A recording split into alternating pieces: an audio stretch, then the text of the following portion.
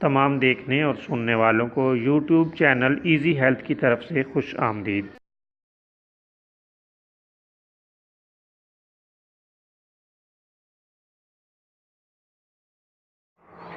آج جو ویڈیو ہم آپ کی خدمت میں پیش کر رہے ہیں، اس میں گرمی سے ہونے والے سر درد کا ایک بہترین نسخہ آپ کی خدمت میں پیش کریں گے۔